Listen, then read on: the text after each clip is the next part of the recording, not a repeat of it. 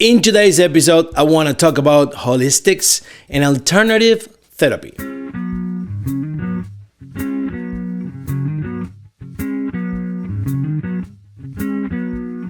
Like I mentioned before, I think the combination between traditional medicine and alternative therapy is the right block for our health. 46 years on the earth, on this planet, and I live in 7 different countries.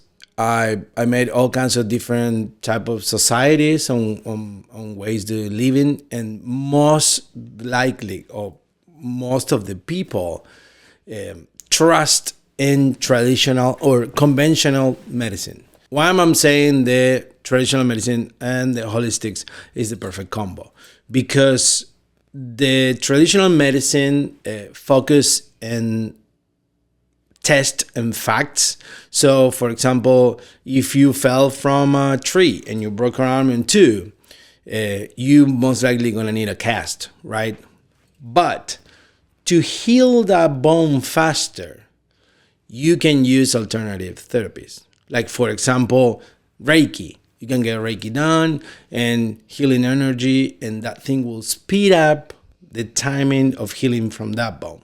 Also, for example, the other way around. Let's say you're dealing with a trauma. It will take you a lot of time to go into therapy in order to discover what's the root of that trauma, right? Versus like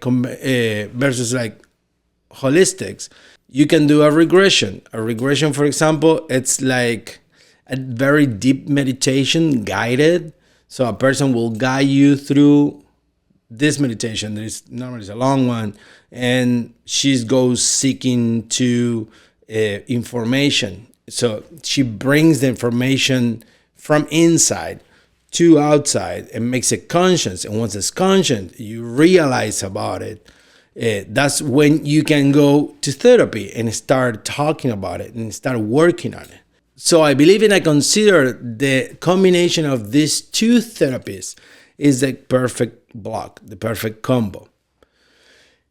Sadly, in society, it's been pulling through traditional medicine, right? So anything that happened to you, let's say, for example, you have a pain on your knee out of the nowhere, or like, I don't know, stomach issues or things like that. Like, it can potentially be something that it's kind of like the hardware, right? But most likely is going to be a symptom. So your body, the way the system works, is like your soul, your being inside has something to work on, right? Let's say a trauma, or let's say something, whatever, an issue. You're going to work, something happened at work, and you're not talking about it, and you're like holding up, and you hold it up for a long period of time, and then all of a sudden you start having laryngitis, and then all of a sudden you start having like these problems on your throat, and all of a sudden, you know what I mean? Like, I start showing up things. So, well, the root of the problem is you're not speaking out loud what you feel or how you feel. And because of this start generating a backfire on inside, right? So you start getting out of balance. So that out of balance starts showing symptoms on your body. So when you go to the doctor and you tell the doctor, it's like, hey, I have laryngitis. Okay, they're gonna like look at you, say, oh yeah, it's red. They're gonna give you a medicine. They're gonna send you home, go to rest, and that's it.